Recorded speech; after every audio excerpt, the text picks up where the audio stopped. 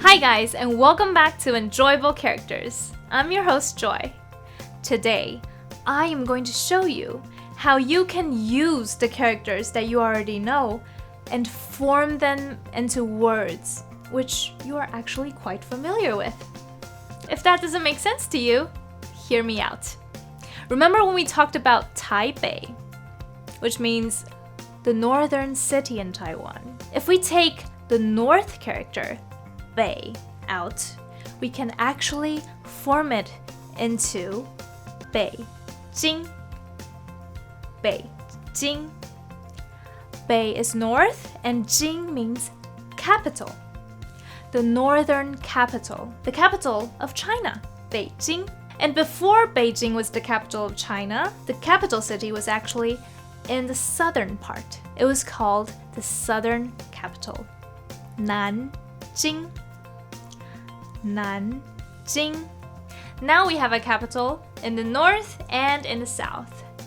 Do we also have one in the east or west? Actually, we do. Dongjing, the east capital. Dongjing is actually Tokyo, the Chinese name for Tokyo. Dongjing. Another major city is Shanghai. Shanghai. Shanghai. You already recognize one of the characters, the first one, Shang, which means up. Hai, on the other hand, means ocean. Remember when we said when you see characters with 3 dots on the side, it always has a connection with water or liquid. Hai, ocean. Shanghai. A popular vacation spot in China is Hainan. Hainan. The first character, Hai, is exactly the same one as in Shanghai. Ocean, Hai. And Nan, this character you should already know by now. It means south. Hainan. Okay, so there's another very important city that we haven't mentioned yet, and it has a very interesting Chinese character combination and a very interesting meaning. But best for last, we'll save it for later. Moving on to country names. First of all, you will have to recognize the character over here. Guo, Guo, which means country. We add this character to almost every country name. It's at the end, always at the end. Something something Guo. We'll start with the example. America, May. Guo. May, which is also a very symmetrical character, means beauty or beautiful. May. 美国, America, a beautiful country. Then 法国, 法国 is France. 法 is by its own, it means law. But the name has nothing to do with law. It is just translated phonetically. 法国, France. Another similar example is England.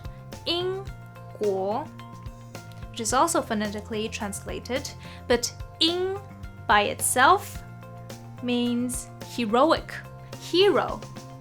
英国. Now, can you guess what 英文 means? 英文. 文 means language or text. 英 is the 英 from England. So together it means English. 英文. And China. China has characters that you have already known. 中 means middle, 国 country. China was considered the middle kingdom.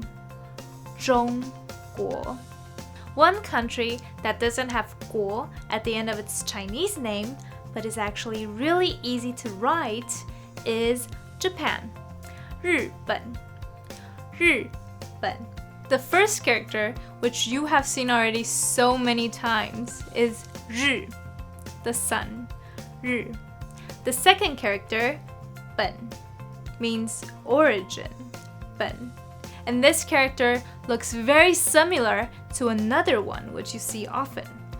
木木, wood or tree. And if you look at it closely, it's really a tree.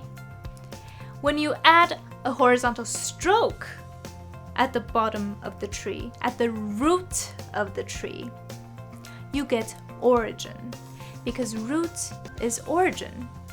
本, origin. 日本, the origin of the sun. Japan. Now at the very end, I promise to tell you that interesting city with interesting characters and meaning. That's the city Hong Kong. 香港. 香港. If you look at the characters separately, it literally means a harbor that smells good. 香 means smells good, fragrant, and gang means harbor. Well, I don't know for myself how the harbor smells in Hong Kong, but next time when you go there, you can smell it for me and then tell me later. Well, that's all we have for this show. I hope you enjoyed it. Thank you for watching Enjoyable Characters, and we'll see you next time. 下次见. Bye!